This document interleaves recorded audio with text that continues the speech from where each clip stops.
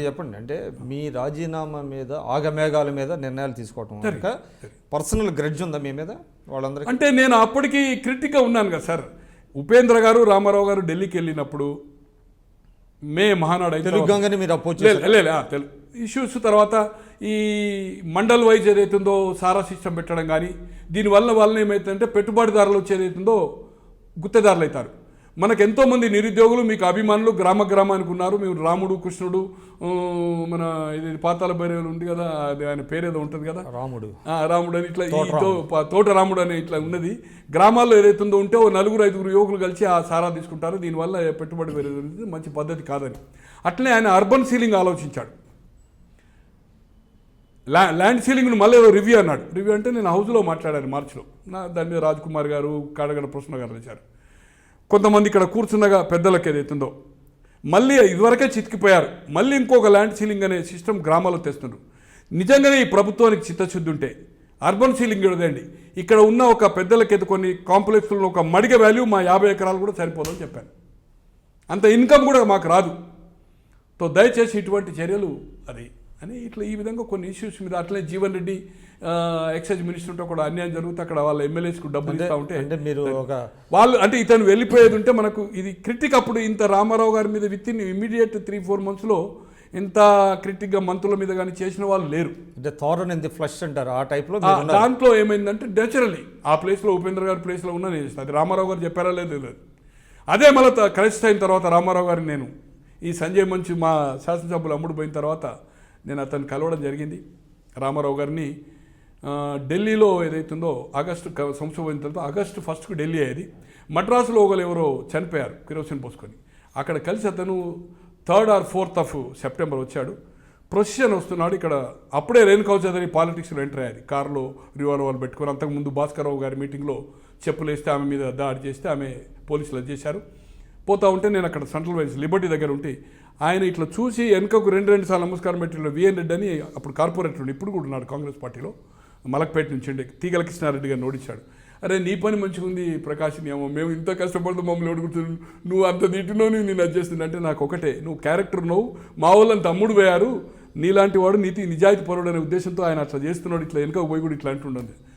ఉపేంద్ర గారికి సాయంత్రం అప్పుడు ఇక్కడ అశోక్ నగర్ బ్రిడ్జ్ దగ్గర ఉంటుండే. నేను వెళ్ళి అడిగాను రామారావు గారిని కలుస్తా అంటే సందర్భం ఏంటంటే చెప్పాను. పొద్దున వెళ్ళే వరకు ఏదైతే ఆగస్టు సంక్షోభంలో మీరు ఆయనకి మద్దతు నో ఇంటర్వ్యూస్. రాయసం కూడా అప్పటి వరకు ఎమ్మెల్యే కాలే. రమణయ్య అని పెద్దపల్లిలో బై ఎలక్షన్ పోటీ చేసి ఓడిపోయాడు. ఇంకో ముకుందలాల్ మిశ్రా అని చాలామంది 50 మంది ఇంటర్వ్యూ లేదని చెప్తాడు. అంజేత్రావు అని ఇప్పుడు చంద్రబాబు గారి దగ్గర కూడా చాలా కాలం ఉండే సెక్యూరిటీ ఆఫీసర్.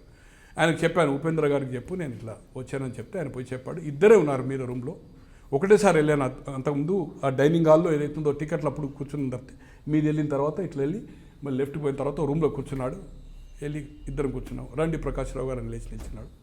కూర్చున్నాను. సార్ శాసనసభలో స్పీకర్ డిప్యూటీ స్పీకర్ ఇద్దరు పార్టీ మారారు. స్పీకర్ అపాయింట్ అనేది సీనియర్ మెంబర్ని చేస్తారు. నేను అనుకుంటున్నా ఎంఐఎం నుంచి ఓవైసీ గారు జరగవచ్చు అని నాకుండే అనుభవం ప్రకారం. తో మన శాసనసభ్యులందరితో ఇండివిజువల్ అండ్ జాయింట్ లెటర్ తీసుకోండి. మేమంతా ఒక బ్లాక్ ఉంటాం. అంటే రామారావు గారికి మద్దతు చేసే వాళ్ళమంతా ఎవరైతే మన సంతకాలు చేస్తారో ఒక దిక్కుంటాం. వాళ్ళు ఒక బెంచెస్ అలాట్ చేయండి. ఏంటి మన ఇష్టం ఉన్నట్టు కూర్చోవచ్చు అన్నాడు. అంటే ఉపేంద్ర గారు కూడా దాన్ని ఖండం చేయలేదు. అంటే లేదు సార్, స్పీకర్ ఆర్డర్ ఇచ్చిన ప్రకారం మనకు సీట్లు అలాట్ చేస్తారు, ఆ సీట్ల మీదనే కూర్చోవాలి ఓటింగ్ అప్పుడు కానీ స్పీకర్ రూలింగ్ ఇచ్చేదంటే. ఇద్దరు ఎమ్మెల్యేలు భాస్కర్రావు సపోర్టు, మీ సపోర్టర్ మధ్యలో ఉన్నాడు అనుకోండి, పట్టుకుంటారు మిమ్మల్ని అక్కడ హ్యాండ్ స్లిప్ ఉన్నప్పుడు. తో దాంట్లో గొడవలు జరిగే అవకాశం ఉంటుంది కనుక మీరు అట్లా చేయండి సార్ అంటే అట్లా ఉంటుందా ఉపేంద్ర గారిని. ప్రకాష్ రావు గారు అంటే సార్ మీరు రెఫర్ చేసుకోండి. నేను చాలా మీరు అంటే అప్పుడు తెలుగుదేశం పార్టీలో జరిగిన లేను కానీ లేనితుందో అప్పుడు జరిగిన సంక్షోభము అన్యాయము. నా ఇద్దరు మిత్రులు రాజ్భవన్కు ఎమ్మెల్యేలుగా పరేడ్ చేయించాడు. ఎవరు భాస్కర్రావు గారు. నేను బెంగళూరులో ఉంటే పెనుకొండ దగ్గర గొడవ అవుతుంది టర్న్ చేసుకుంటా బస్సు పొద్దున 11 గంటలకు వచ్చాను. ఆ దిగిపోయిన రాత్రి నేను బెంగళూరు నుంచి వచ్చి ట్రావెల్ చేసి వచ్చాను. నా మిత్రులందరూ అశోక్ హోటల్ ఉంటాయి, దాంట్లో మోహన్ రెడ్డి గారు ఎమ్మెల్యే ఉంటారు, వాళ్ళందరూ ఇంకా చాలామంది పేర్లు ఎందుకు అనుకోండి కానీ ఎమ్మెల్యేలుగా పోయిన వాళ్ళు ఉండరు. నేను ఈ ప్రభుత్వం ఉండదు, ఎమ్మెల్యేలు మీకు మెజార్టీ లేరు, భాస్కర్రావు మాయ చేశాడు, మొదటి నుంచి మాయ, స్ట్రెంత్ లేదు.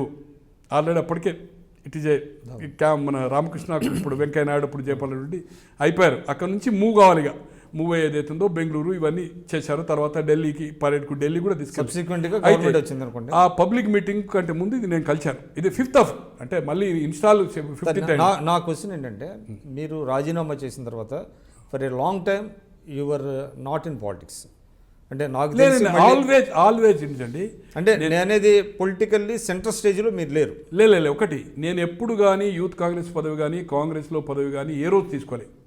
కానీ ప్రకాశ్రావు అంటే ఒక రాష్ట్ర నాయకుని కింద జయచంద్రనారాయణ అటువంటి వాళ్ళు, చంద్రబాబు లాంటి బలరాంబలు అటువంటి వాళ్ళు నాకు 76 అంటే ఒక సంచలనం. చెన్నారెడ్డి గారు చెప్పారు, లక్ష్మారెడ్డి గారు ఎమ్మెల్యే, ఇప్పుడు రవీంద్రనాథ్ గారు ఉన్నాడు గవర్నర్ ఉండి, అప్పుడు క్రైసిస్ అవుతుంది 89 తర్వాత జనార్దన్ రెడ్డి కాలంలో. గోనె ప్రకాష్ అంటే సంచలనం అని చెప్పాడు ఓపెన్ గా. అంటే ఏ పార్టీలో ఉన్నారు ఇప్పుడు మీరు? అప్పుడు సంజయ్ విచారం మంచి తర్వాత రాజీనామా చేసి నేను కాంగ్రెస్తో మళ్ళీ కాంగ్రెస్ పార్టీ అనుబంధంగా పెద్దపల్లికి రమ్మని చెప్పాను చెప్తున్నాను కదా మీకు ఎవరితోటి. నాకు బై ఎలక్షన్లో కూడా నేను కాంగ్రెస్కి ఓపెన్గా ఏదైతుందో అంటే ఈ చెన్నూరులో కానీ నాకు ఉండే ప్రాంతాల్లో ఏదైతుందో పివి నరసింహరావు అప్పుడు ఎక్స్టర్నల్ అఫైర్స్ మినిస్టర్ వచ్చేది ఉంటే కూడా సర్పంచులంతా కలిస్తే నేనే ఉండి అంటే పబ్లిక్ మీటింగ్లో మళ్ళీ మీరు ఎందుకు పార్టీ టికెట్ తీసుకోలేపారు? 89లో నేను రాజశేఖర్ రామచంద్రరావు గారిని మన వెంకటస్వామి గారిని తీసుకెళ్ళిన తర్వాత ఏమైందంటే 2 జాయింట్ ఎలక్షన్స్ వచ్చాయి. Mukunda Reddy PV follower. నేను 1 year ముందు నుంచి ఆర్గనైజ్ చేస్తున్నా కనుక పెద్దపల్లి ఇంట్రెస్ట్లో ఏదైతున్నదో ముకుందరెడ్డి గారు పనకంటి కిషన్ అని పివి నరసింహరావు గారి ఫాలోవర్ ఏదైతుందో జడ్పీ చైర్మన్ చనిపోయాడు. ఆయన మంత్రికి వచ్చాడు. మంత్రి నుంచి బై రోడ్ వస్తుంటే ముకుందరెడ్డి గారి ఇంట్లో ఏదైతుందో 25 టీ కోసం పిలిచాడు. అయ్యా మీరు పెట్టిన భిక్ష, నేను ఉప ఎన్నికల్లో మొదటిసారి టికెట్ వచ్చేది, మీకోసం నేను కాంగ్రెస్ పార్టీలో మీ నమ్మకం మీద చేరాను. ఇట్లా ప్రకాశ్రావు వచ్చాడు, వెంకటస్వామి ఎంపీ ప్రయత్నం చేస్తున్నాడు, నాకు ప్రమాదం ఉంది, నీ ఇంట్రెస్ట్ నేను కాపాడుతా అని చెప్పాడు.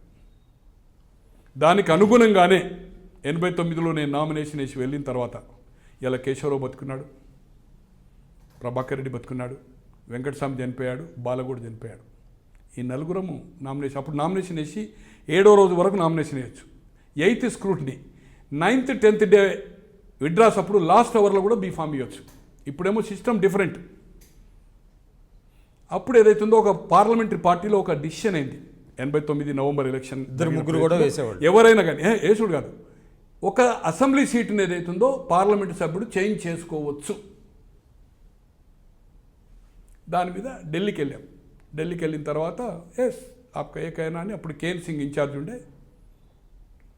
రైట్ ఈవినింగ్ రాజీవ్ గాంధీ దగ్గర అదైతే అయినా నేను చెప్పాను, సార్ మంచికో చెడుకో అక్కడ పివి నరసింహారావు గారు ఫాలోవర్లు, మంత్రిలో శ్రీపతిరావు గారు కానీ, హుస్నాబాద్లో అతను ఏంపుడు లక్ష్మీకాంతరావు గారు కానీ, హుజరాబాద్లో రాజేశ్వరరావు కానీ, ముకుందరెడ్డి కానీ, మీకు 2 ఎలక్షన్స్ వస్తున్నాయి కనుక మీకు ప్రమాదం వచ్చే అవకాశం ఉంది.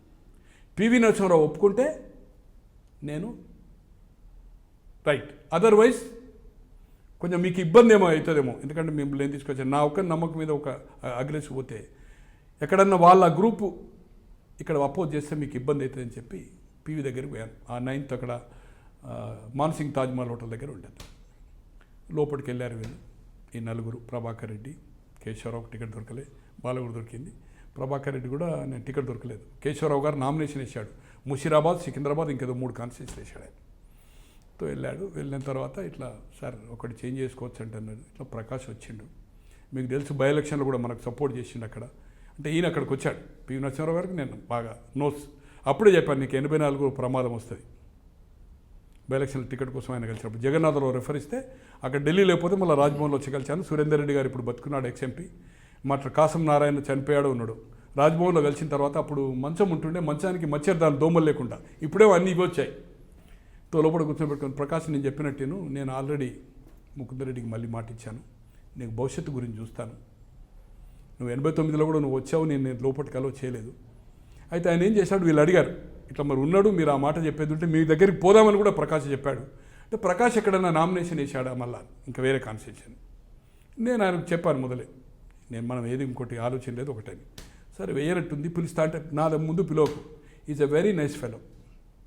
నాకు 84 ముందు 83లో బై ఎలక్షన్ అప్పుడు కలిసి నీకు 84లో ప్రమాదం ఉంటుంది, వరంగల్లో నాకు వందలాది మిత్రులు ఉన్నాడు, నేను మీకు ఇన్ఫర్మేషన్ కానీ మద్దతు కానీ సమీకరించి మీకు డే టు డే ఇన్ఫర్మేషన్ మీకు ఇస్తానని చెప్పాడు నాకు. అప్పుడు నాకు అంటే ఓటమి నాకు మొదలే చెప్పాడు, ఇవంతా డీటెయిల్ మాట్లాడుంటుంది. తో బయటకు వచ్చి వెంకటస్వామి గారి కళ్ళు ఇట్లా పివి అని అంటే సార్ విడ్రా అవుతాను, దాని తర్వాత వెంకటస్వామి గారితో డిఫరెన్స్ ఒపీనియన్ వచ్చింది. 2004 వచ్చే వరకు మళ్ళీ వెంకటస్వామి నేను ఒకటి వచ్చే వరకు ఇక నాకు టికెట్ రాదు అని ఆయన టీఆర్ఎస్ వెళ్ళిపోయాడు ముకుందరెడ్డి. కేసీఆర్కి నేను ఎంతకుముందునే క్రిటిక్ కదా, వాళ్ళ అన్న పిల్లలు కానీ అన్న కానీ అదంతా చాలా మ్యాటర్ అనుకోండి. మనం ఈ టీవీలో చెప్పడం ఇప్పుడు బాగుండదు అనుకోండి. ఇట్ ఈజ్ నాట్ అది నాకు ఆ కుటుంబ సభ్యులకు నేను చాలా అది వాళ్ళ అన్న పిల్లలు. కానీ మీరు అంటే కాంగ్రెస్లో అప్పుడు ఏమైందంటే దాని తర్వాత 2004లో టీఆర్ఎస్ ఎలయన్స్ వచ్చింది. అట్లా నాకు అవకాశం రాలేదు. నేను ఇండివిజువల్గా పోటీ చేసే కెపాసిటీ కానీ వర్కౌట్ కానీ నాకు లేదు, డబ్బులు లేవు. కానీ